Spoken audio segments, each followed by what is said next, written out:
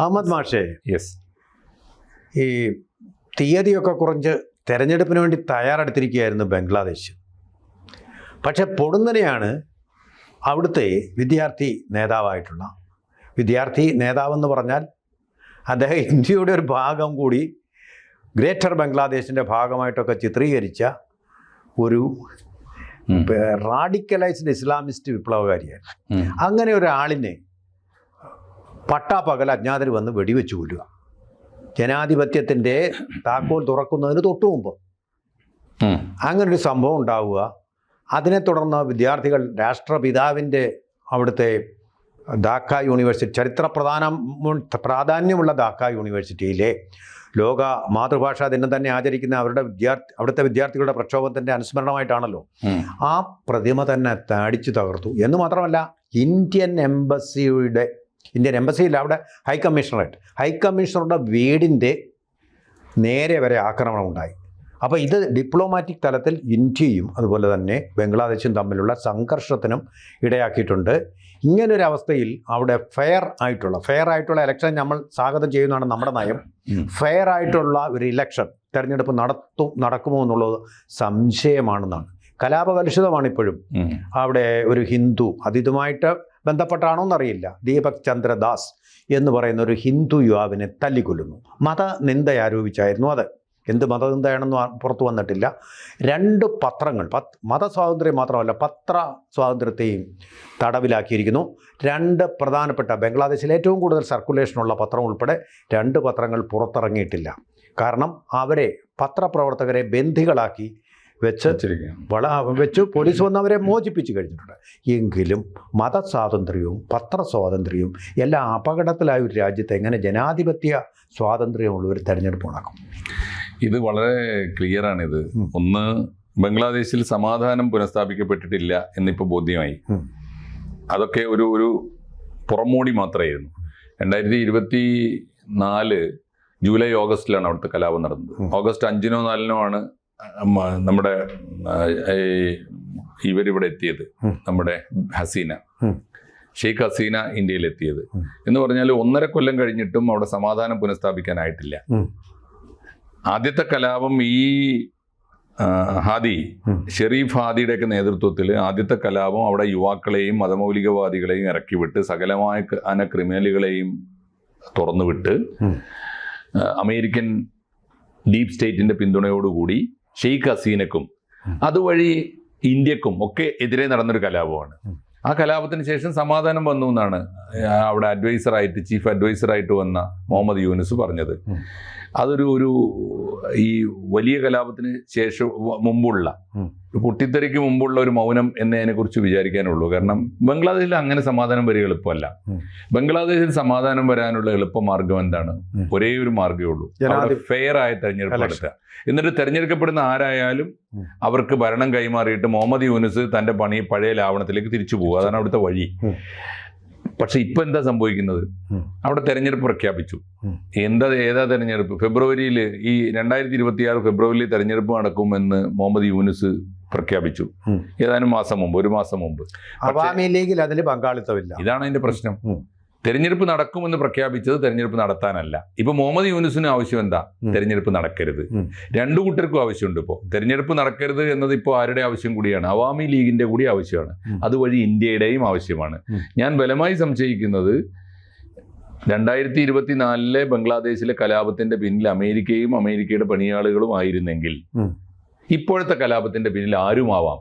Even എന്റെ നാട് പോലും ആകാം. കാരണം അത് അനിവാര്യമായൊരു ഘട്ടമാണ്. ഇപ്പൊ ഇദ്ദേഹത്തെ കൊന്നതാര് എന്നതൊക്കെ രണ്ടാമത്തെ കാര്യം.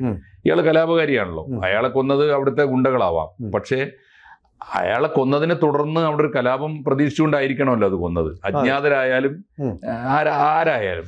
അപ്പൊ ഇന്ത്യ പറഞ്ഞിരിക്കുന്നത് ഇതിനെക്കുറിച്ച് നിഷ്പക്ഷമായിട്ടുള്ള അന്വേഷണം നടത്തിയിട്ട് പ്രതികളെ കണ്ടെത്തിക്കോട്ടെ. പക്ഷെ വേണ്ടി വരുന്നത് അവിടെയും തീരൂല. ഈ ഹാദിയെ, ഈ ഉസ്മാൻ ഹാദി, ഷെരീഫ് ഉസ്മാൻ ഹാദി എന്നാണ് മുഴുവൻ പേര്. അയാളെ കൊന്നതിനെ കണ്ടുപിടിച്ചത് കൊണ്ട് പ്രശ്നം തീരുവോ? ഇല്ല. കാരണം 24 ജൂലൈയിലെ കലാപം പോലെ തുടർച്ചയായിട്ട് കലാപം നടക്കുകയാണ്. മുഴുവൻ കത്തിയെരിയുകയാണ്. അരാജകത്വം നിലനിൽക്കുകയാണ് എന്ന് പറഞ്ഞാൽ മുഹമ്മദ് യൂനിസിനും അമേരിക്കക്കും അവരുടെ പണിയാളുകൾക്കും ഡീപ് സ്റ്റേറ്റിനും ഒന്നും അവിടെ സമാധാനം കൊണ്ടുവരാൻ കഴിഞ്ഞിട്ടില്ല. മുഹമ്മദ് യൂനിസ് പറഞ്ഞത് ഫ്രിഞ്ച് എലിമെന്റ്സ് ആണ് ഇതിന്റെ പിന്നിൽ എന്നാണ് പറഞ്ഞത്. അതുകൊണ്ട് അദ്ദേഹം എന്താണ് ഉദ്ദേശിക്കുന്നത്? ഉണ്ടാവാം, അത് അതിന്റെ ആ ഉദ്ദേശം വെച്ചാണ് ഞാൻ പറഞ്ഞത്. ഇപ്പോഴത്തെ കലാപത്തിന്റെ പിന്നിൽ ആരുമാകാം. ഇപ്പൊ അവിടെ ഒന്നാമത്തെ കാര്യം, ഇപ്പൊ ഇന്ത്യക്ക് ഉൾപ്പെടെ ഷെയ്ഖ് ഹസീനക്ക് നമ്മൾ അഭയം കൊടുക്കുന്നു.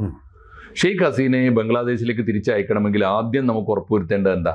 അവിടെ തെരഞ്ഞെടുക്കപ്പെട്ട ഒരു സർക്കാർ ഉണ്ടാവണം. ആ തെരഞ്ഞെടുക്കപ്പെട്ട സർക്കാരിൽ ഇനിയിപ്പോൾ അവാമി ലീഗ് തോറ്റുപോയാൽ പോലും അവാമി ലീഗിന് പങ്കാളിത്തം വേണ്ടേ? അവാമി ലീഗിനെ നിരോധിച്ചുകൊണ്ട് അവർക്ക് മത്സരിക്കാൻ യാതൊരു അവകാശമില്ലാത്തൊരു തെരഞ്ഞെടുപ്പ് എങ്ങനെ ഫ്രീ ആൻഡ് ഫെയർ ആവും? അവാമി ലീഗ് അവിടുത്തെ ഏറ്റവും വലിയ രാഷ്ട്രീയ പാർട്ടിയാണ്, ദീർഘകാലമായിട്ട് ഭരിച്ച പാർട്ടിയാണ്, അവിടുത്തെ സ്വാതന്ത്ര്യ സമരം നടത്തിയ പാർട്ടിയാണ്, രാഷ്ട്രപിതാവിന്റെ പാർട്ടിയാണ്. ഷെയ്ഖ് ഹസീന ആ രാജ്യത്തെ പുരോഗതിയിലേക്ക് നയിച്ചുകൊണ്ടിരുന്ന, അവരുടെ GDP-യിലൊക്കെ വലിയ മാറ്റം ഉണ്ടാക്കി, വളർച്ച ഉണ്ടാക്കിയ ഒരു ഗവൺമെന്റാണ്. ആ ഗവൺമെന്റിനെ അട്ടിമറിച്ചത്. അപ്പോൾ അതിന്റെ പിന്നിൽ പ്രവർത്തിച്ചവരാരായിരുന്നുവോ അവരിലെ ഏറ്റവും നായകനായ ഒരാളാണ് കൊല്ലപ്പെടുന്നത് എന്ന് പറഞ്ഞാൽ തിരിച്ചടി തുടങ്ങിയിട്ടേ ഉള്ളൂ. അടുത്ത ചോദ്യം, ഷെയ്ഖ് ഹസീനക്കെതിരായിട്ട് ബംഗ്ലാദേശിലെ ഇന്റർനാഷണൽ ട്രിബ്യൂണൽ വിധിച്ചല്ലോ, വധശിക്ഷ വിധിച്ചല്ലോ. എന്താ കുറ്റം? അവിടെ ഒരു കൂട്ടർ കലാപം ഉണ്ടാക്കി. കലാപം ഉണ്ടാക്കുമ്പോൾ ആ രാജ്യത്ത് ന്യായമായും ക്രമസമാധാന പ്രശ്നം ഉണ്ടാകും.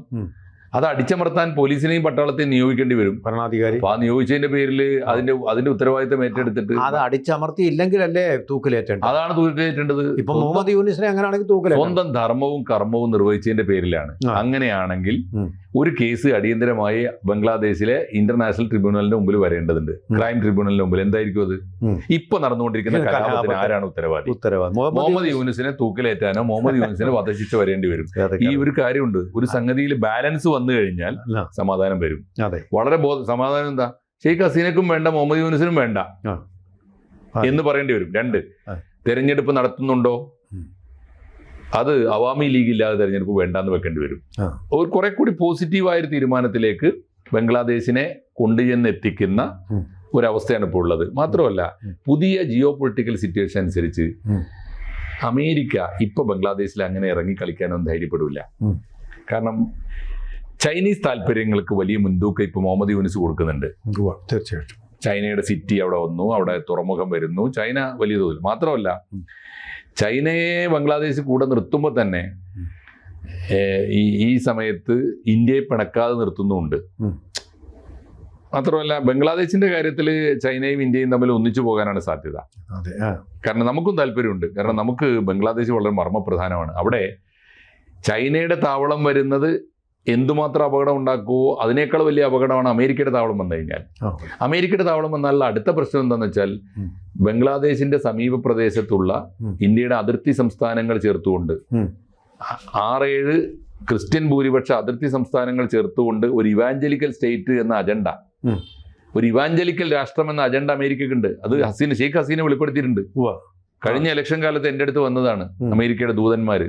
ഞാൻ സമ്മതിച്ചില്ല, അതുകൊണ്ടാണ് ഈ കലാപം അവരെ പുറത്താക്കിയത്. അപ്പോ ഇത്തരം അജണ്ടകളൊക്കെ ഉണ്ട്. അപ്പൊ അതുകൊണ്ട് ഇപ്പോ ഞാൻ കൃത്യമായും മനസ്സിലാക്കുന്നത് 2024 കലാപത്തിന്റെ പിന്നിൽ അമേരിക്ക ആയിരുന്നെങ്കിൽ ഇപ്പോഴത്തെ കലാപത്തിന്റെ പിന്നിൽ ചൈനയുടെയും ഇന്ത്യയുടെയും താല്പര്യങ്ങളുണ്ട്.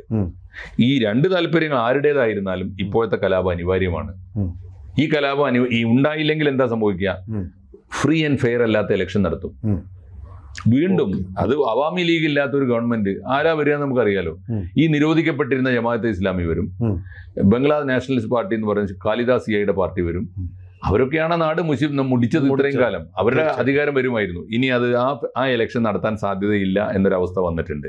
പിന്നെ ഷെയ്ഖ് ഹസീനയെ അനാവശ്യമായി വധശിക്ഷ വിധിച്ചൊരു കോടതി ഉണ്ട് അവിടെ. ആ കോടതിയുടെ മുമ്പിലേക്ക് പുതിയ കേസുകൾ വരേണ്ടതുണ്ട്. അപ്പോൾ ഒരു ബാലൻസിങ് വരേണ്ടതുണ്ട് ബംഗ്ലാദേശിൽ. അതിൻ്റെ ഒരു തുടക്കമാണ് ഈ കലാപം. ചില കലാപം നല്ലതാണോ എന്ന് ചോദിക്കുന്നതിനേക്കാൾ നല്ലത് ഇന്ത്യ പറഞ്ഞ എന്താ? 24 കലാപത്തിൽ ഇന്ത്യ പറഞ്ഞത് അതിവേഗത്തിൽ സമാധാനം വരുത്തണം എന്നാ. ഇപ്പൊ ഇന്ത്യ പറയുന്നത് എന്താ? കുറ്റവാളികളെ കണ്ടെത്തണം എന്നാ. രണ്ടും രണ്ടാ. ഇന്ത്യയുടെ ടോണ് വളരെ വ്യത്യസ്തമാണ്. അത് ഡിപ്ലോമാറ്റിക് ആയിട്ടുള്ള ടോണാണ്.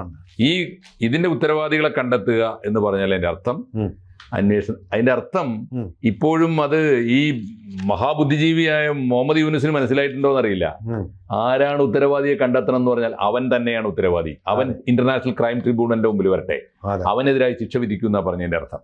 തീർച്ചയായിട്ടും അത് തന്നെയാണ് ചില റിയാക്ഷൻസ് ഉണ്ടാവുന്നത് നല്ലത് തന്നെയാണ് ജനാധിപത്യത്തിന്. ഇത് അനിവാര്യമാണ്. അത്തരം ഒരു റിയാക്ഷനാണ് ഇപ്പോൾ ബംഗ്ലാദേശിൽ ഉണ്ടായിരിക്കേണ്ടത്. മുഹമ്മദ് യൂനുസ് എങ്ങനെ ഇതിനെ സമീപിക്കും എന്നുള്ളത് തന്നെയാണ് തന്ത്രപ്രധാനമായ ചോദ്യം. കൂടുതൽ വാർത്തകളും വിശേഷങ്ങളും നിങ്ങളിലേക്ക് എത്താൻ ABC മലയാളം സബ്സ്ക്രൈബ് ചെയ്യുക, ബെൽബട്ടനും അമർത്തുക.